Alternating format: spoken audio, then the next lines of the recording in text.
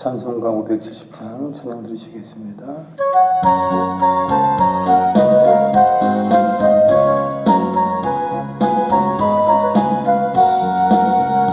주는 나를 기르시는 목자요, 나는 주님의 귀한 어린 양. 푸른 풀밭 맑은 시냇 물가로 나를 인도하여 주신다. 주는 나의 좋은 목자, 나는 그의 어린 양.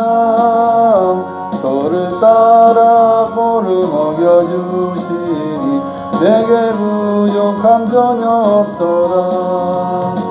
예쁜 새들 노래하는 아침과 노을 비키는 고운 황혼에 사랑하는 나의 목자 음성이 나를 언제나 불러주신다.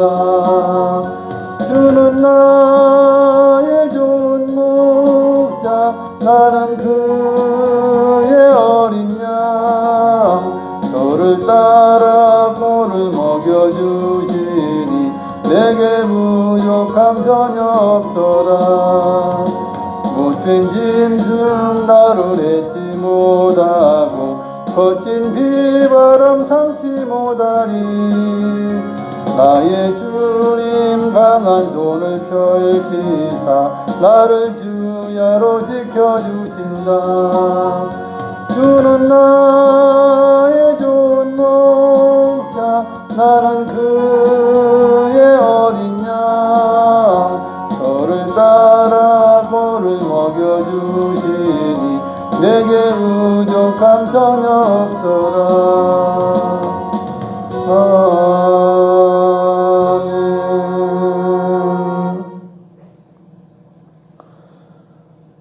이제 다 같이 묵도하심으로 5월 1일 주일 예배를, 어린 주일 예배를 하나님 앞에 영광 돌리겠습니다. 내 영혼아 여호와를 송축하라. 내 속에 있는 것들아 다 그의 거룩한 이름을 송축하라. 내 영혼아 여호와를 송축하며 그의 모든 은택을 잊지 말지어다. 그가 네 모든 죄악을 사하시며 내 모든 병을 고치시며 내 생명을 파멸에서 속량하시고 인자와 긍휼로 관을 씌우시며 좋은 것으로 네 소원을 만족하게 하사 네 청춘을 독수리같이 새롭게 하신도다. 아멘. 다같이 일어나셔서 1장 찬양 드리시겠습니다.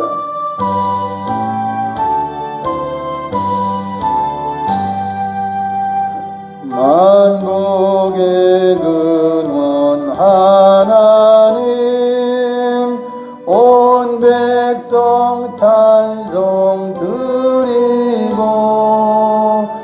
저 천사여 찬송하세. 찬송 성부 성자 성령. 아멘.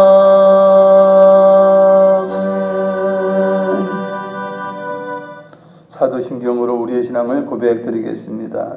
전능하사 천지를 만드신 하나님 아버지를 내가 믿사오며 그 위아들 우리 주 예수 그리스도를 믿사오니 이는 성령으로 잉태하사 동정녀 마리아에게 나시고 본디오 빌라도에게 고난을 받으사 십자가에 못 박혀 죽으시고 장사한 지 사흘 만에 죽은 자 가운데서 다시 살아나시며 하늘에 오르사 전능하신 하나님 우편에 앉아 계시다가 저리로서 산자와 죽은 자를 심판하러 오시리라. 성령을 믿사오며 거룩한 공회와 성도가 서로 교통하는 것과 죄를 사하여 주시는 것과 몸이 다시 사는 것과 영원히 사는 것을 믿사옵나이다. 아멘. 다같이 자리에 앉아서 찬송가 391장 찬양 드립니다.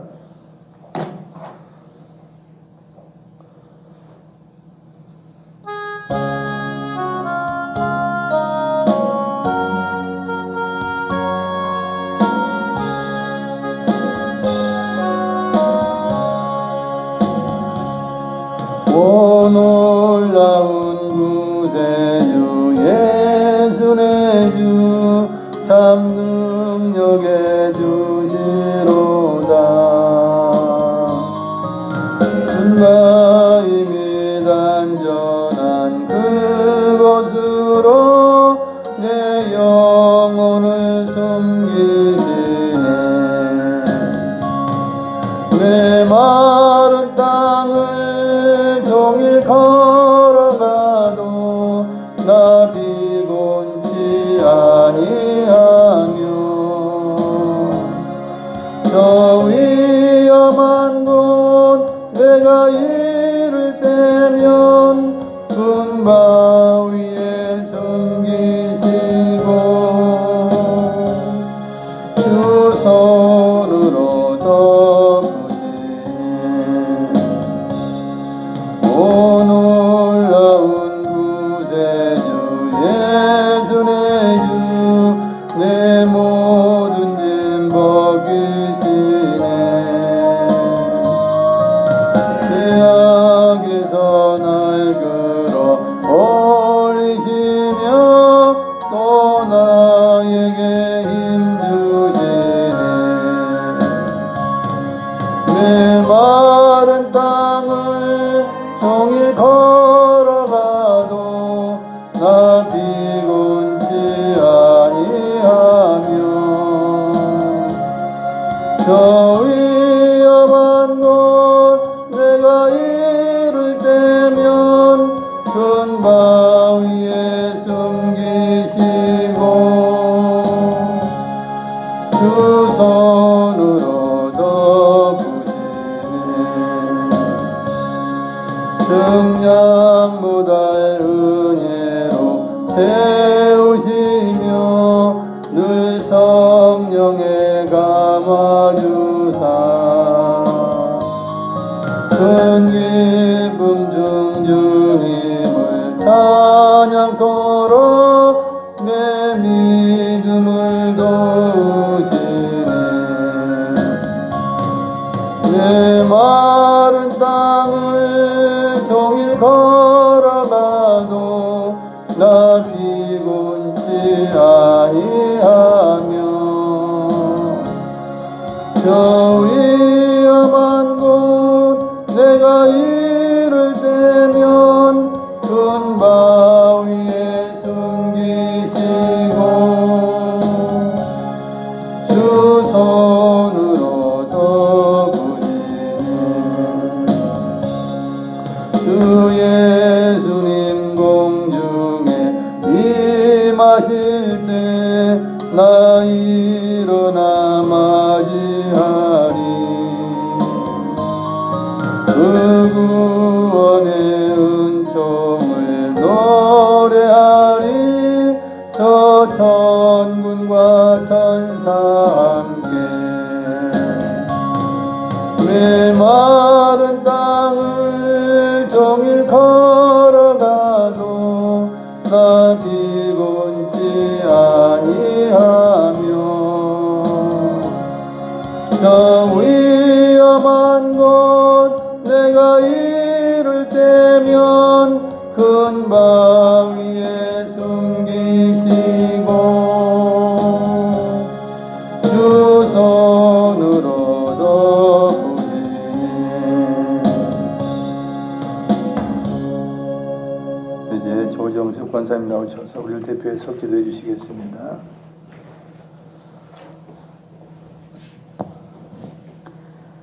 영원한 생명이시며 주 하나님을 앙망하는 자들에게 새 힘을 주시는 하나님을 찬양합니다. 주님의 사랑하심과 긍휼히 여기심, 계획하심과 섭리하심을 통해 불쌍한 인생들을 돌아보시니 감사합니다. 믿는 자들을 구원하시고 자녀 삼으사 주님의 거룩하신 이름을 찬양하게 하시니 감사합니다. 오늘도 믿음으로 드리는 예배의 시간이 되게 하시고 오직 하나님께만 영광 올려드리게 하옵소서. 하나님의 뜻대로 살지 못한 지난 일주일의 모든 죄를 회개합니다.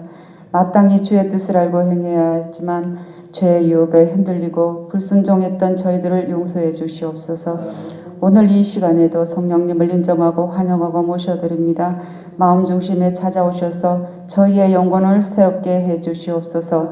하나님의 백성의 모습으로 날마다 거듭나게 하시고 모든 길을 진리 가운데 인도해 주시옵소서. 걱정과 근심을 찬양으로 바꾸어 주시는 능력과 사랑의 하나님, 주님을 향한 사랑으로 어려운 환경 속에서도 하나님을 의지하는 모든 한사랑 성도님들을 기억해 주시옵소서. 예배를 통해 내려주실 하나님의 은혜를 기대합니다. 말씀을 선포하시는 목사님께 성령의 두루마기를 입혀주시고 모든 사역마다 풍성하게 하시어 그 은혜가 흘러넘쳐 영혼들을 풍성히 먹이시고 바르게 인도하게 하옵소서. 예배의 처음부터 마치는 시간까지 주님께 의탁하오며 이 모든 말씀 사랑과 구원의 예수님의 이름으로 기도드립니다. 아멘.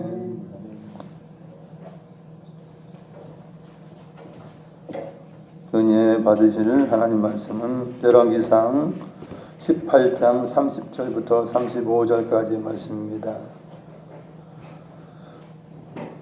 구약성경 548페이지 열왕기상 18장 30절부터 35절까지 교독합니다. 먼저 30절을 읽겠습니다. 엘리야가 모든 백성을 향하여 이르되 내게로 가까이 오라. 백성이 다 그에게 가까이 가매 그가 무너진 여호와의 제단을 수축하되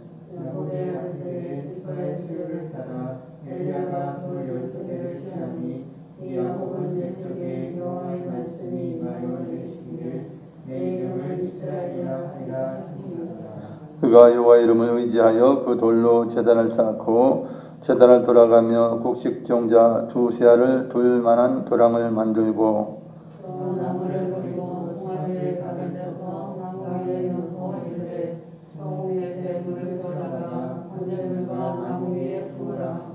또 이르되 다시 그리하라 하여 다시 그리하니 또 이르되 세 번째로 그리하라 하여 세 번째로 그리하니 물이 제단으로 두루 흐르고 도랑에도 물이 가득 찼더라. 아멘.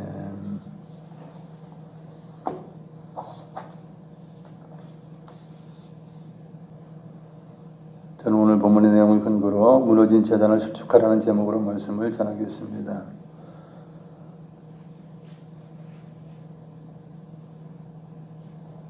하나님께서 인생들에게 하시는 일 중에서 하늘에서 비를 내리거나 비를 안 내리심으로 인하여서 그들을 조금 심판하실 때가 있었습니다. 그래서 하늘의 비는 가끔 너무 많이 내려서 피해가 있지만 그래도 비가 내리지 않는 것보다는 비가 내리는 것이 축복입니다. 수년째 비가 내리지 않으면 생명이 죽어가죠. 사람 살지 못하는 황폐한 땅이 되고 맙니다. 그래서 비가 오면 조금은 활동하기 불편하지만 농촌과 생명체에게 이 땅에는 큰 축복이 되는 것입니다. 결국 누구에게든 비가 내려야 축복이 내리는 것입니다. 5월은 가정의 달이고 또 오늘은 이제 어린 주일이며 며칠 있으면 이제 어린이날이 되죠. 5월은 계절의 여왕이라고 해요. 왜 그렇습니까? 봄비가 흠뻑 내려줘야 이제 땅에 꽃들이 만발하고 아름답게 피어서 계절의 여왕의 역할을 할 수 있는 것이에요. 비가 내리지 않으면 뭐 계절의 여왕도 필요 없고 아무것도 안 되는 것이에요. 그래서 하나님께서는 이제 봄비를 내려주시고 이제 때에 따라 비를 내려주시면서 이 땅을 아름답게 꽃으로 수놓게 되는 것입니다. 하나님께서는 우상을 섬기는 북이스라엘 아합 왕 때에 비를 내려주지 않았어요. 엘리야를 통하여 가뭄이 있을 것을 아합 왕에게 경고를 하시면서 그를 심판하신 것입니다. 사람들은 그러죠. 비는 당연히 내리는 것 이렇게 생각해요. 아니에요. 비가 내리는 것은 하나님의 은혜입니다. 세상 우리가 비가 오는 걸 보면요, 뭐 수증기 비가 무슨 뭐 지혜가 있겠어요. 정말 때에 따라 비를 내리는 걸 보면 그것은 하나님의 은혜지. 그냥 뭐 대기 현상이다. 뭐 그냥 막연한 대기 현상이다 이렇게 볼 수가 없는 부분이에요. 왜냐하면 엘리야를 통해서 비가 내리지 않을 거다. 이슬이 없을 거다. 그런데 하나님이 모든 천체를 날씨와 일기를 주관하신다는 말씀인 것이에요. 또 요셉 때에는 이제 7년 풍년, 7년 흉년이 있었죠. 애굽 땅에 그러한 일이 어마어마한 그런 일이 있었어요. 여러분 7년 풍년, 7년 흉년이라고 하는 것은 사실은 하나님 그렇게 내리지 않아요. 그러면 대부분 다 죽기 때문에 그렇게 하지 않습니다. 7년 흉년, 특별 7년 흉년은 풍년은 내려주시겠지만 7년 흉년은 내리지 않아요. 그러나 그 요셉 때에는 이제 요셉을 이제 총리로 삼고 이제 하나님 백성들을 인도하기 위하여 그러한 놀라운 일을 하나님은 하셨어요.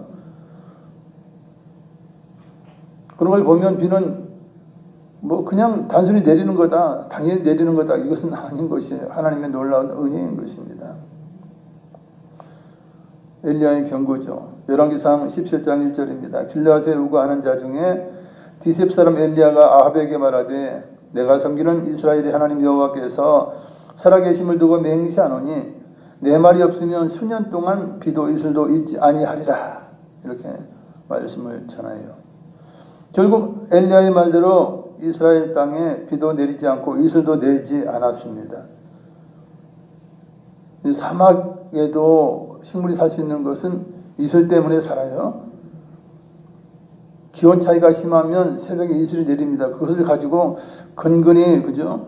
사막에도 생물이 조금 살고 식물이 잔잔한 아니 뭐 큰 식물은 살 수 없을지라도 조그마한 그런 작물들이라 살 수 있는 것은 이슬 때문에 살고 있는 것이죠. 특별히 이스라엘 땅은 이제 일교차가 심해요. 그래서 이슬이 내리게 되어 있어요. 이슬이 없으면 강수량이 정말 우리의 뭐 절반이야. 정말 강수량이 적어요. 그래서 비를 가지고는 식물들이 살 수 없는 그런 곳이에요. 그러나 이슬이 많이 내려요. 그것으로 인하여 이제 농작물들이 크고 작물들이 크고 크게 되는 것이에요. 그런데 비가 내리지 않고 이슬마저도 내리지 않았다라고 해요. 이런 상태로 2년 이상 3년째 되다 보니 농사도 망치고 모든 식물들이 말라 죽어가는 것입니다. 가뭄이 너무 심하니까 살아있는 짐승들이 먹을 물조차도 부족해서 이제 짐승이 죽어가는 것을 걱정할 때가 된 것이에요. 아합 왕이 왕궁을 맡은 자 오바댜를 불러서 물 근원과 모든 시내를 살피러 가자고 했어요. 말과 노새를 살리기 위해서요. 신하들이 그러는 거예요. 왕이요, 짐승 먹일 물도 없습니다. 그러다가는 말과 노새가 다 죽겠습니다. 왕이 설마 그럴 리 있느냐. 아마 이 왕이 자기 충실한 신하 오바댜를 데리고 민정을 살피고 또한 진짜 신하들이 말이 맞은지 아마 이렇게 물을 찾으러 다닌 것 같아요. 그건 어떻게 보면 적극적인 그런 아합 왕의 우상을 섬기고 악하지만 이런 것은 좋은 일이에요. 그죠? 왕이 직접 신하와 함께 찾아다니면서 한번 해보겠다. 이건 뭐 괜찮은 것이죠. 오바댜는 하나님을 지극히 경외하는 사람이었습니다. 그는 여왕 이세벨이 여호와의 선지자들을 죽일 때에 100명을 숨겨두고 이제 50명씩 굴에 숨겨두고 떡과 물을 먹이면서 그들을 생존하게 한 것이에요. 그건 어마어마한 일이죠, 세상은. 여러분 100명을 늘 먹이자고 생각해 보세요. 그것도 숨겨놓고 먹인다는 것이 쉽지 않은 것이에요. 아합왕은 이쪽으로 가고 이제 오바댜는 이쪽으로 가고 서로 헤어져서 이제 같이 가면 효과가 하나밖에 안 나지 않습니까? 그러니까 흩어져서 가면 혹시라도 2배 이상 살필 수 있으니까 너는 이쪽으로 가라, 나 이쪽으로 가라, 이렇게 이제 가겠다 해서 아합왕이 그렇게 한 것이에요. 오바댜가 물을 찾으러 가는 그 길에 이제 엘리야가 나타나서 아합왕에게 나를 보일 터이니 내가 아합왕을 만날 터이니 나를 만나게 하라 그래요. 오바댜가 말하죠. 당신이 있는 곳 설령 알려주어도 하나님의 영이 당신을 아합왕이 올 때 당신을 다른 곳으로 이끌어 간다면 나는 거짓말하는 것이 되고 왕은 나를 죽일 것입니다. 지금까지 수많은 사람들이 당신을 찾아서 죽이려고 했지만 당신이 있는 곳을 뭐 왕에게 이야기했지만 한 번도 제대로 당신을 잡지도 못했고 죽이도 못한 것을 다 알지 않습니까? 그러자 엘리야가 이럴 때는 어떻게 합니까? 상대방이 믿지 않으면 여호와 이름으로 맹세를 하는 거예요. 이스라엘은 그래요. 특별히 이제 선지자가 여호와 이름으로 맹세합니다. 아니다. 내가 반드시 아방을 만날 것이다. 이것을 내가 여호와 이름으로 맹세한다. 그래요. 그러면 이제 여호와 이름 맹세했으면 그걸 믿는 거예요. 그래서 오바댜가 아방에 있는 그 반대편 쪽으로 가서 이제 엘리야의 말을 전해요. 왕이요. 엘리야가 왕을 뵙고자 합니다. 정말이냐 그것이? 못 믿는 거예요. 못 믿을 만한 그런 일이죠. 그런 아합이 이제 오바댜의 말한 곳까지 이르러서 이제 엘리야를 선지자를 만나게 됩니다. 아합 왕이 엘리야를 보자마자 말을 하죠. 이스라엘을 괴롭게 한 자여, 너냐? 너 엘리야냐? 이렇게 말을 해요.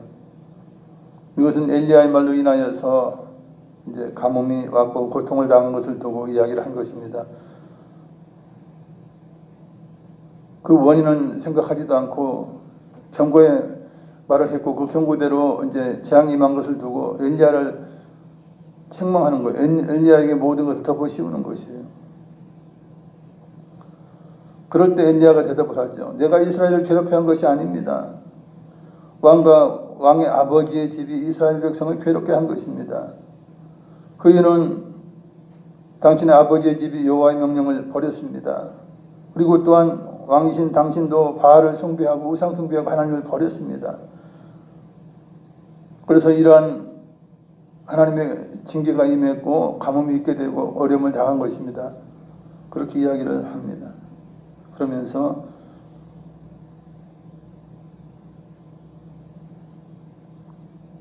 그런즉 당신의 아버지와 당신 때문에 이 일이 이렇게 생겨 이제 고난을 당했은즉 사람을 보내서 이스라엘 온 이스라엘과 이사벨의 상에서 먹는 바알의 선지자 450명을 그리고 아스라 선지자 400명을 이 갈멜산으로 모아서 내게로 나오게 하소서.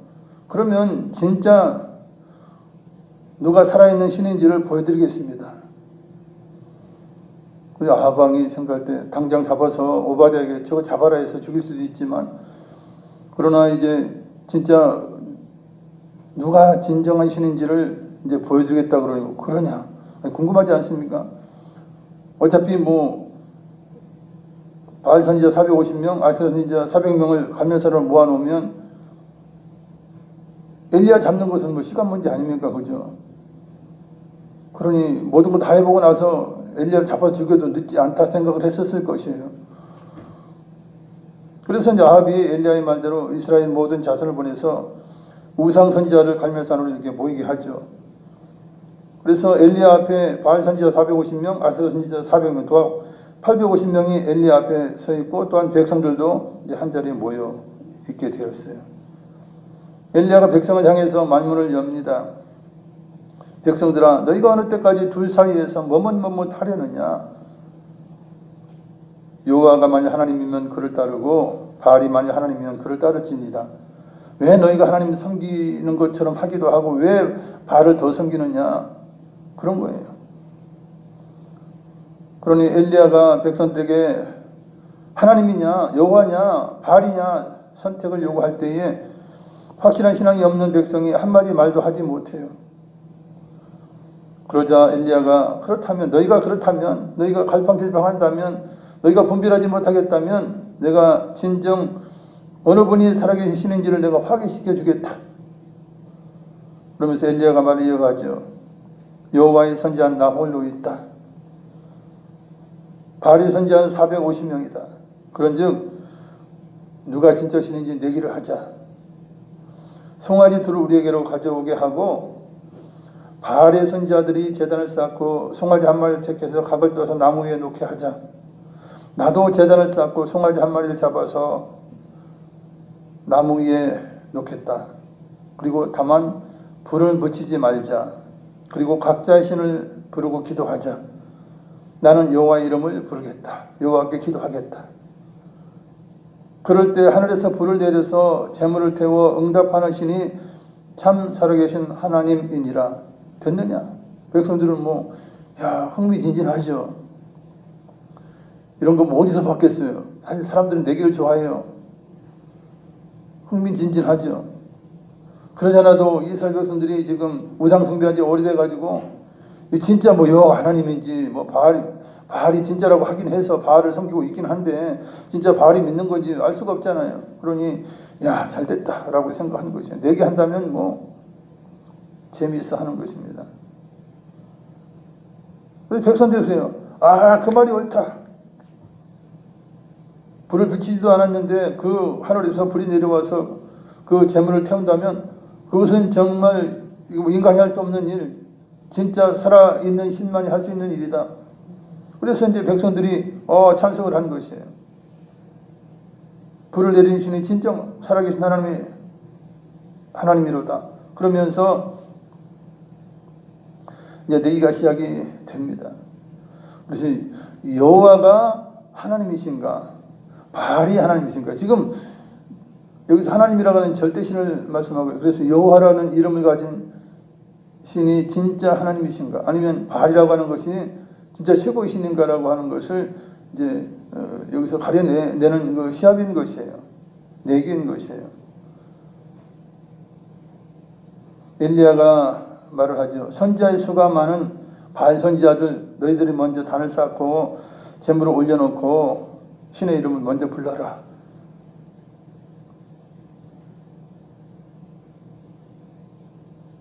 그러자 바알의 선지자나 뭐 실상 하나님의 선지자인 엘리야나 이것은 한 번도 해보지 않은 거예요. 경험이 없는 내기예요. 이건 뭐 누가, 물론 이제 엘리야는 자기가 승리할 거 알고 있죠. 왜냐하면 하나님의 능력을 알고 있기 때문에. 그러나 바알 선지자들은 이거 뭐 이길 수 있는 그런, 전혀 해보지도 않은 것이고 뭐 꿈에서도 생각하지 못한 그런 이제 내기를 하게 된 것이에요. 어쨌든 뭐 백성들이 있는 데서 내기 하자 그러는데 안 하면 죽은 신 아니에요. 그죠? 가짜 신이잖아. 그러니까 할 수 없이 떠밀려서 이제 하게 된 거예요. 결국은. 이렇게 서로 한 번도 해보지 않은 그런 이제 일을 하기 시작한 것입니다. 내기를 시작하게 된 것이에요. 서로의 신들의 이름을 걸고 이제 내기를 하게 되는 것이죠. 사실 이것은 목숨은 건 내기예요. 만약에 둘 다 신이, 그죠? 하나님도 바알도 불이 내리지 않았다면 뭐 도찐 개찐이네 그러면서 아방이 어떻게 하겠습니까? 저 엘리야를 잡아라, 죽여라, 이렇게 될 거라고요. 그러니까 결국은 하나님이 이제 불을 내렸음으로 인하여서 이제 우상 숭배자들이 이제 죽음에 이르게 되는 것이에요. 그러니 이 죽음에, 이 말은 안 하지만 이것은 죽음을 걸고 하는 내기인 거예요. 결과적으로 보면 그렇게 됩니다. 바알 선지자들이 단을 쌓고 나무를 버려놓고 그 위에 송아지를 잡은, 송아지를 각을 뜬 거 아니에요. 이제 딱 잘라가지고 그것을 올려놔요. 그리고는 이제 아침부터 대낮까지 바알의 이름을 불러요. 바알이여, 바알이여, 우리에게 응답하소서. 바알이여, 바알이여, 우리에게 응답하소서. 불을 내려서 저 재물을 태워 주소서. 그러나 아무 소리도 없어요. 응답하는 자도 없어요. 그래서 그들이 그 쌓은 제단 주위에서 뛰면서 또 부르짖는 거예요. 막 뛰면서 또 그래요. 난 12시가 되었어요. 오전 내내 외쳤지만, 부르짖었지만 아무 응답이 없어요. 그래서 엘리야가 조롱하며 말을 하죠. 바알이 신이라고 하니, 너희들이 살았다고 하니 묵상하고 있는지 혹은 잠깐 나갔는지 혹시 알겠느냐. 그러니 더욱더 크게 불러라. 혹은 길을 가고 있는지 혹은 잠들어 있다면 깨워야 할 것이 아니냐. 좀 더 크게 좀 해봐라. 뭐 제대로 좀 해봐라. 뭐 이러면서 이제 뭐 조롱을 한 것이에요. 이 말을 들은 바알 선지자들이 이제 그들이 하던 방식대로 이제 자기 몸을 상하게 해요. 그래서 몸에 피가 흐르기까지 칼과 창으로 자기를 자해하는 것입니다. 그렇게 해도 정오가 지나고 저녁 소재 들을 때까지 불이 내리지 않았어요. 바알은 살아있는 신이 아니었어요. 죽은 신, 즉 사신이었어요. 이제는 엘리야의 차례입니다. 엘리야가 백성을 부르죠. 그리고 무너진 여호와의 제단을 쌓기 시작했습니다. 야곱의 12아들들의 수요대로 돌 12개를 가져오라고 해요. 그래서 돌 12개로 제단을 쌓아요. 그리고 여호와의 이름을 의지하여 이제 그 돌을, 제단을 이제 거룩하게 쌓게 된 것입니다. 무너진 제단을 수축한 것이에요. 그리고 이제 그 제단 둘레에 곡식종자 2세아, 즉 15리터 정도를 들 만한 도랑을 파요. 그리고는 나무를 제단 위에 올려놓고 그 위에 이제 각을 뜬 송아지 올려놓죠. 그리고 백성들에게 말해요. 통 4세 물을 채우다가 번제물과 나무 위에 부으라 그래요. 이 참 말도 안 되는 기가 막힌 일이에요. 실상 지금 가뭄이잖아요. 물이 귀해요. 그럼 물론 이제 기손강에는 기손강에 물이 좀 흐르는 강이에요. 기손강은 그 요단강 다음으로 큰 강이에요. 그래서 거기는 이제 가뭄 때도 물은 조금 흐르는 그런 강인 걸로 알고 있어요. 보통 이스라엘은 강이 이제 가뭄 때는 물이 흐르지 않는 강이 있어요. 그런 시내들이 많이 있어요. 그러다가 비가 오면 이제 물이 흘러요. 그러다가 또 가뭄이 되면 물이 아예 바짝 마르는 그런 시내들이 있는데 아마 기손강은 그러지 않은 것 같아요. 두 번째로 큰 강이고 그래서 거기서 이제 물을 떠오지 않았을까 볼 수밖에 없어요. 근데 멀잖아요. 가까운 게 아니에요. 한참 내려가야 되지 않습니까? 계곡이라.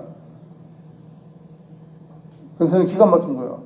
아니 그냥 맹거로 물 안 부어도 그거 태우기 어려운데 무슨 뭐 물을 부라 그러니까 기가 막힌 일 아니에요. 그래도 이제 명령이니까 시내로 내려가서 힘들게 물을 들여다 부어요. 그러니까 엘리야가 그래요. 다시 한 번 더 부어라 그래요. 백성들 힘이 들어도 순종했어요. 또 한 번 또 갔다 와라 그래요. 총 몇 통의 물입니까? 통 4세 3번까지 했으니까 12개. 그러니까 제단도 돌 12개로 그죠? 야곱의 아들들의 이름도 12개의 돌로 했어요.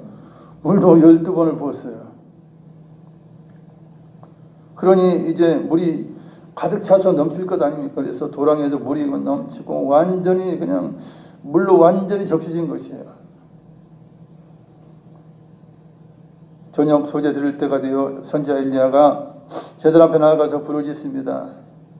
아브라함과 이삭과 이스라엘의 하나님 여호와여, 주께서 이스라엘 중에서 하나님이신 것과 내가 주의 종인 것과 내가 주의 말씀대로 이 모든 일을 행하는 것을 알게 하옵소서. 3가지를 기도하죠. 이스라엘 중에 하나님만이 진짜 신이고 살아있는 신인 것을 보여주세요. 이 불을 내림으로 인하여. 그리고 내가 주의 하나님의 종인 것을 이제 이로 인하여 증거하게 해주시고 내가 이 하는 모든 일들이 다 하나님의 명령을 따라 하는 일임을 이 백성으로 깨닫게 하옵소서 하는 것이에요. 그러면서 기도합니다. 여호와여 내게 응답하소서. 내게 응답하소서.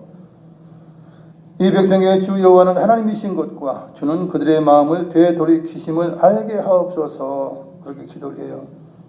그러자 오래지 않아서 하늘에서 여호와의 불이 내려서 번제물과 나무와 돌과 흙을 태우고 도랑의 물까지 핥아버리는 거예요. 얼마나 여러분 불이 내리면 위에만 타는 것도 쉽지 않아요. 물이 묻었기 때문에 그죠. 그럼에도 불구하고 불이 얼마나 강력한지 그냥 물마저도 핥았다고 이렇게 기록하고 있어요. 이 놀라운 광경을 바라보던 백성들이 엎드려서 말을 합니다. 여호와 그가 하나님이로다.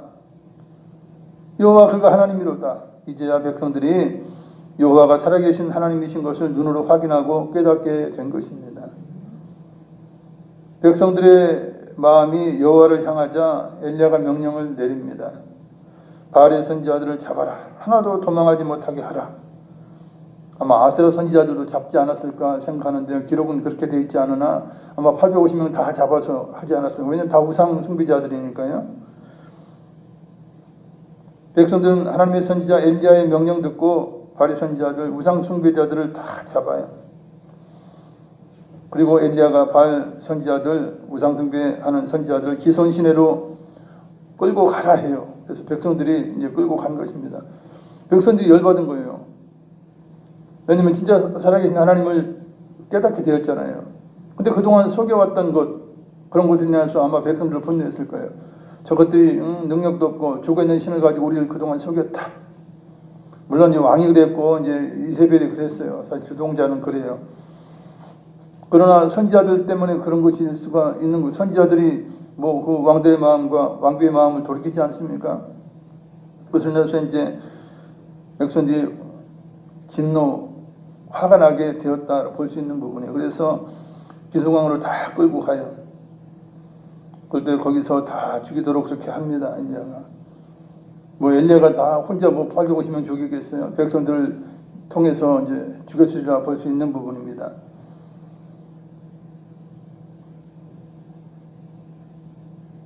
그래서 그들 중 한 명도 도망가지 못하게 하고 이제 그들을 다 이제 죽인 것이에요. 이처럼 이제 영적 전쟁이 엘리야의 승리로 돌아간 것이죠. 그리고 엘리야는 이어서 비가 오기를 기도합니다. 맑은 하늘이에요.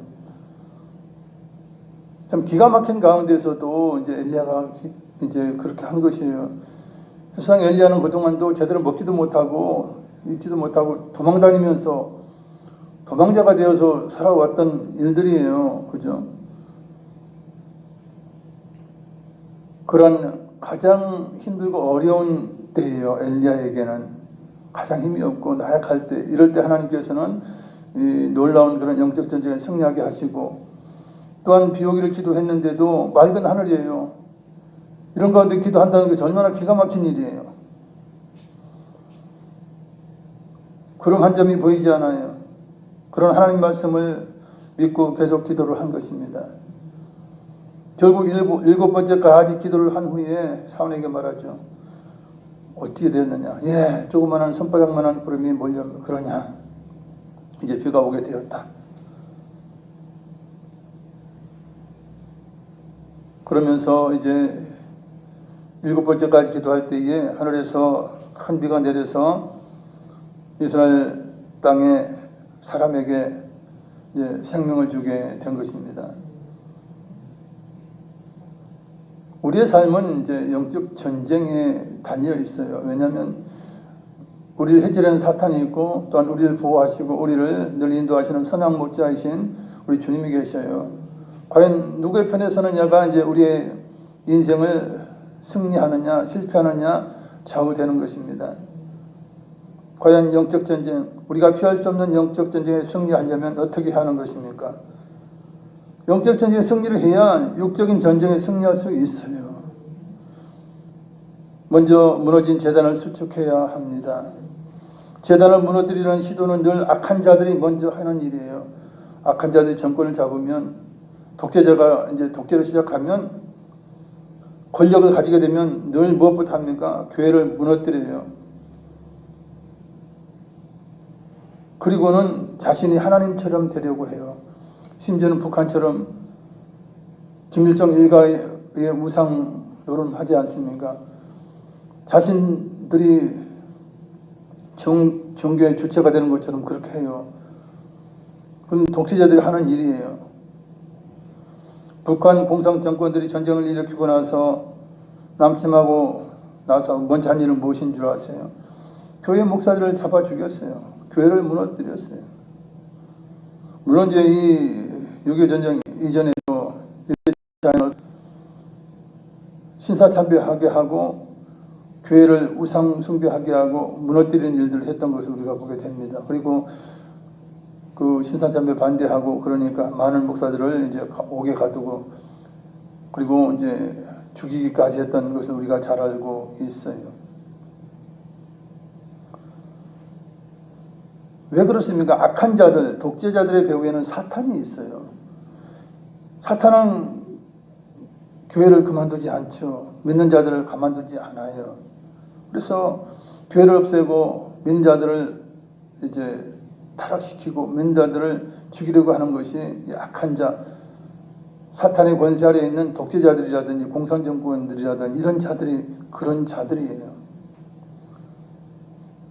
이런 분위기 가운데 언론의 편파적인 보도가 있었고 과학적이지도 않는 이런 방역자들의 강요로 인해서 교회가 많이 약화되고 심지어는 문을 닫은 교회들이 많이 있어요. 교회는 정치적이지 않아요. 그래서 누구의 편도 들지 않습니다. 다만 하나님의 뜻을 거스르고 교회를 무너뜨리려는 정치 세력에는 경계하며 반대를 하는 것입니다.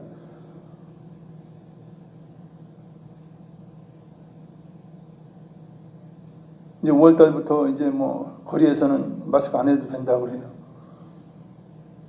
그러니까 인수위원회에서는 한 달 더 참아라. 왜 벌써 하려고 하느냐. 그들이 하는 말이 그거예요. 아, 실외에서는 실내보다도 감염이 훨씬 위험이 적고, 그럼 왜 데모를 하지 말라고 했고, 그 다음에 왜 실외에서도 그렇게 어렵게 했어요. 사실 마찬가지예요. 오미크론이든지 그 이전에 뭐 코로나19든지 조금 차이는 있을지언정 똑같아요. 근데 그동안은 정치적으로 해왔고, 이제는 이제 정권을 이제 물려줄 만한 상황이 되니까 다 풀어놓는 거예요. 이게 악하다는 것입니다. 이게 정치적인 거라는 거예요.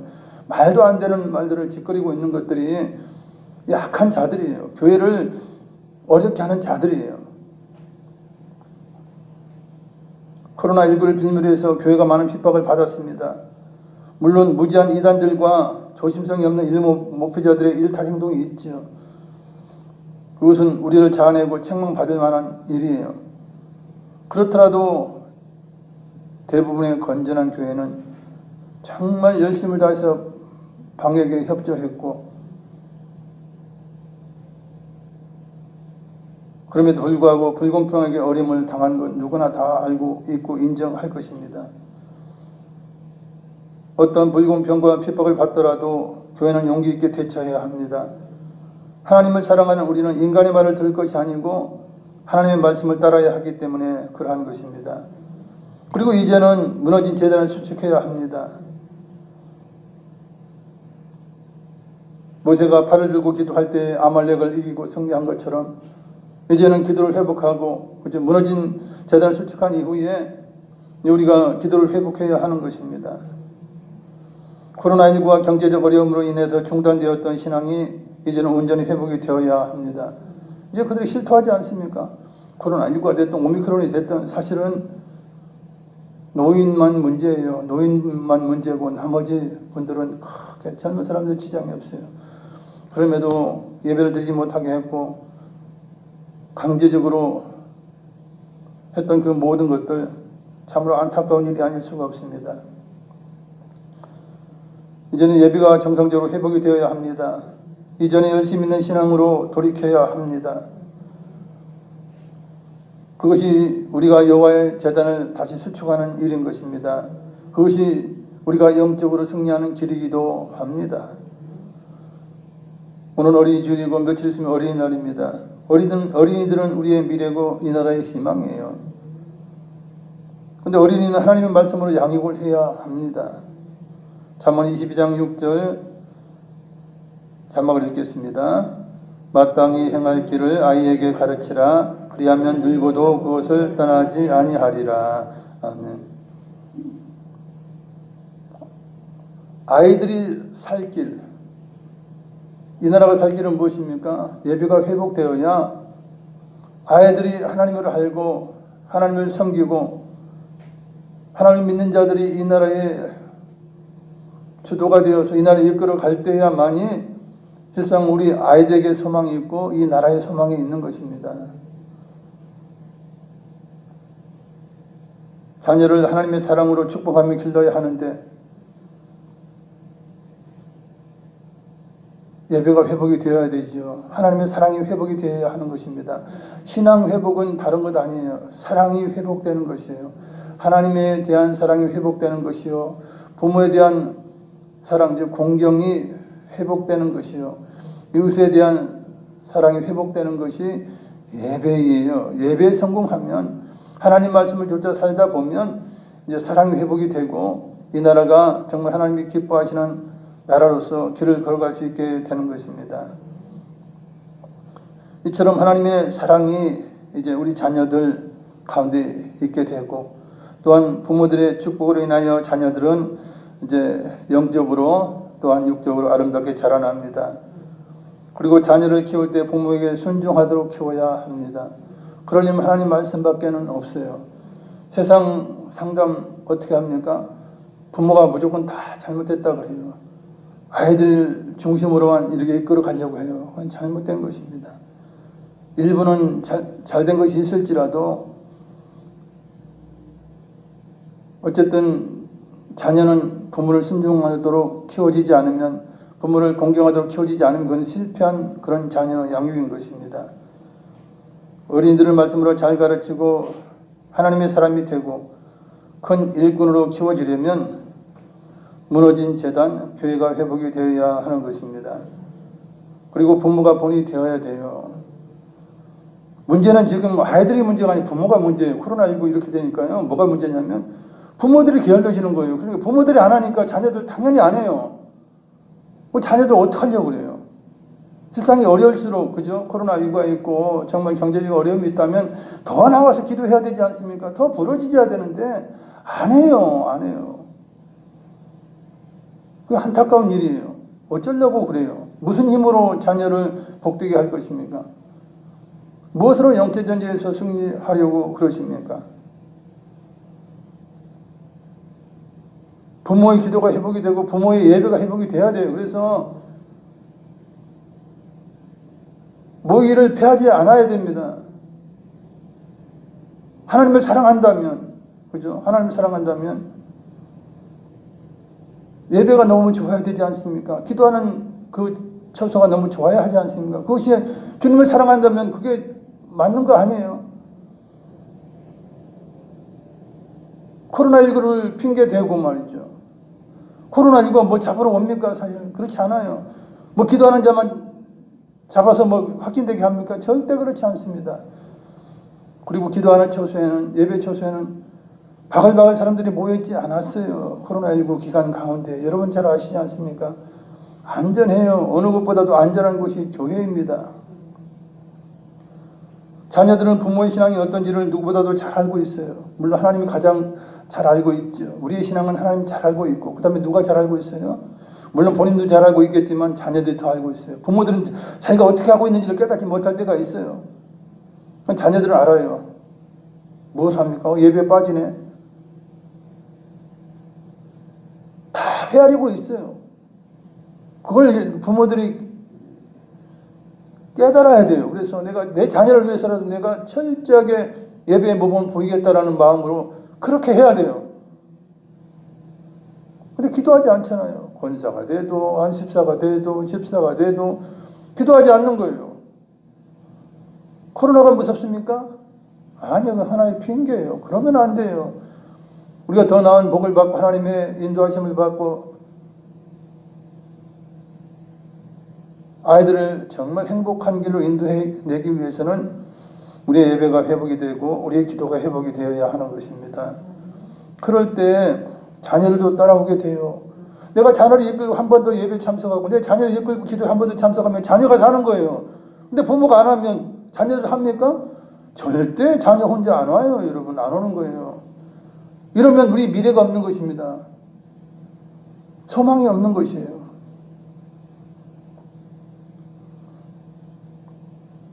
우리가 자녀에게 물려줄 최고의 유산은 무엇인 줄 아세요?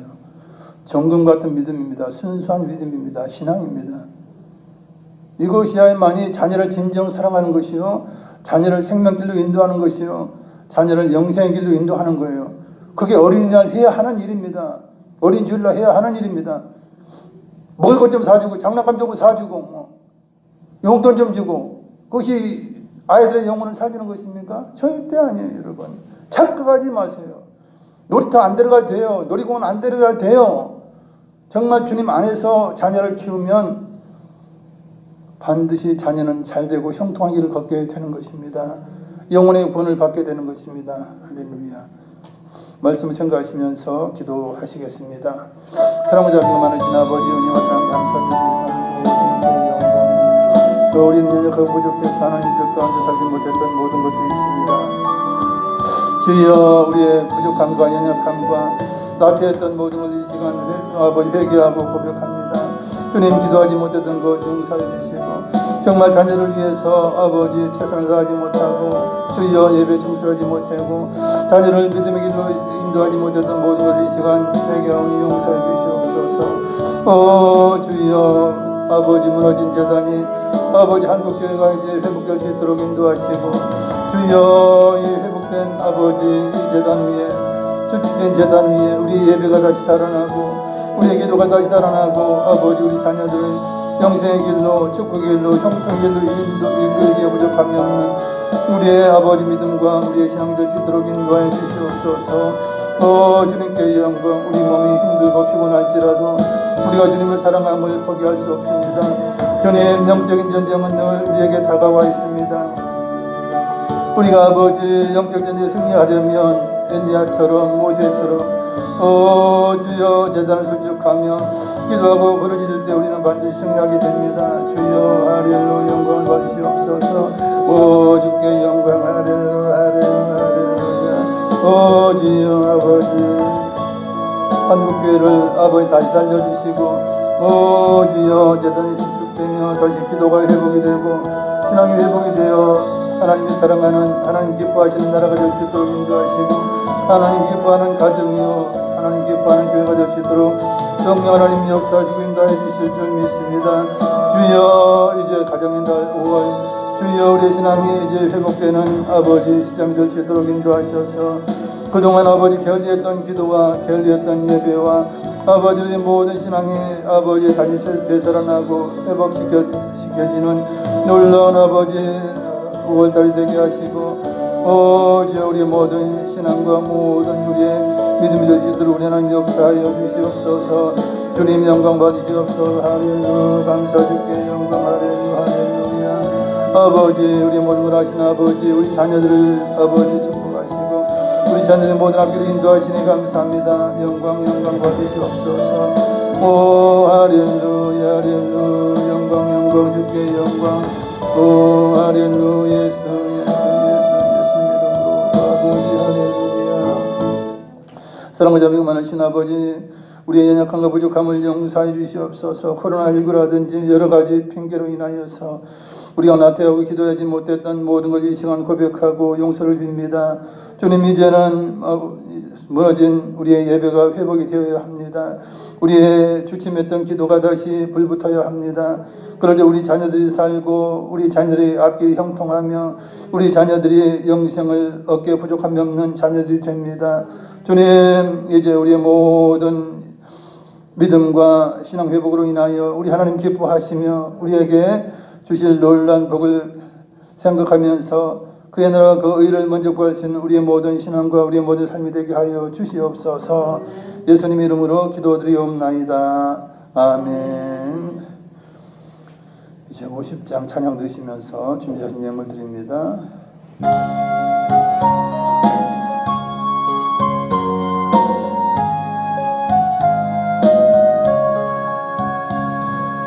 내게 있는 모든 것을 아낌없이 드리네. 사랑하고 의지하며 주만 따라 살리라. 주께 드리네. 주께 드리네. 사랑하는 구주 앞에 모두 드리네. 할렐루야. 교회 주실 말씀드립니다. 오늘도 이렇게 건강한 모습으로 또한 영상으로 하나님 앞에 정성을 예배드리는 모든 분들에게 하나님 은혜와 또한 그 모든 자녀들에게 하나님 놀라운 은총이 함께 하시기를 아버지 기도합니다. 할렐루야. 5월은 가정의 달입니다. 이제 어린이주일은 며칠 앞두고 있고 다음 주는 어버이주일입니다. 우리 모두가 소중한 분들이에요. 하나님의 사랑을 받기 위해서 태어난 이 땅에 존재하는 여러분들과 우리 자녀들입니다. 여러분들이 정말 자녀를 위해서 많이 기도하시고 이제 신앙으로 이끄시기 바랍니다. 그리고 중계 대신방 하겠습니다. 5월 중에 여러분 시간 내셔서 참여하시기 바랍니다. 신앙 회복은 다른 것 없어요. 하나님 앞에 예배를 드려야 합니다. 그동안 2년 동안 하지 못했던 것 이제는 믿음으로 시작을 합니다. 그래서 여러분들 반드시 시간 내셔서 참여하시기 바랍니다. 할렐루야. 들으신 예물 위하여 기도하겠습니다. 사랑과 자비가 많으신 아버지 하나님 감사합니다. 오늘도 이렇게 아침 일찍 일부 예배를 하나님 앞에 영광을 돌리며 예배를 드립니다. 우리의 마음을 드립니다. 우리의 예물을 드립니다. 우리가 주님을 향한 마음, 사랑하는 마음 끝까지 유지할 수 있도록 성령 하나님께서 함께해 주시고 인도해 주심을 감사드립니다. 가정의 달 부모와 자녀와 모두가 행복할 수 있는 이제 5월달이 될 수 있도록 우리 하나님께서 인도해 주신 것을 감사드립니다. 이 일을 통하여 많은 영혼들 구원받게 하여 주시옵시며 우리 부모들이 건강하고 우리 자녀들이 정말 신앙 가운데 바로 설 수 있는 놀라운 은총을 허락하심으로 정말 하나님 기뻐하시는 귀한 가정, 하나님 기뻐하는 승무관사랑 교회가 될 수 있도록 인도하여 주시옵소서. 감사하며 우리 주 예수님의 이름으로 기도드리옵나이다. 아멘. 다 같이 일어나셔서 찬양으로 주기도만 하시겠습니다.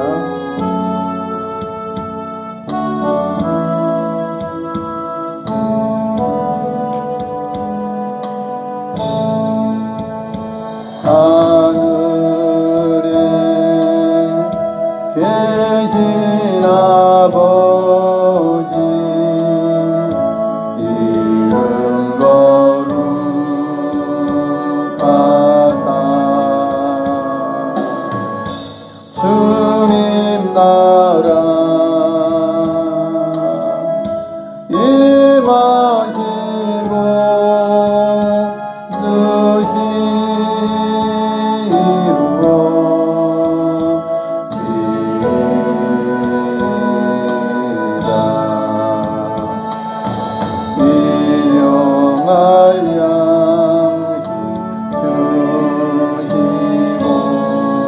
우리들의 근죄 다 용서하옵시고 또 시험에 들게 마시고 악에서 구원하소서.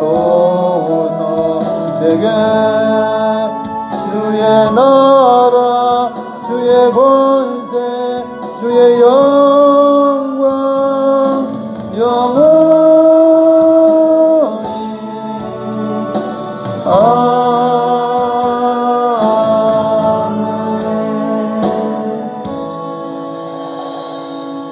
지금은 우리를 위하여 십자가에서 대속의 피를 흘려주신 예수 그리스도의 무한하신 은혜와 독생자 보내신 아버지 하나님의 크고 영원하신 사랑과 그 성령 함께 계시고 충만케 하시고 재단이 수축되게 하시고 기도에 쉬지 않게 하심이 오늘 예배 참석한 성도계인 가정 자녀 항상 함께 계실지어다. 아멘. 할렐루야 할렐루야. 우리 기도를 들으시며 우리를 가장 좋은 길 인도하시고 우리 자녀들에게 가장 좋은 걸 주시는 좋으신 하나님께 영광의 박수 올려드리겠습니다. 할렐루야.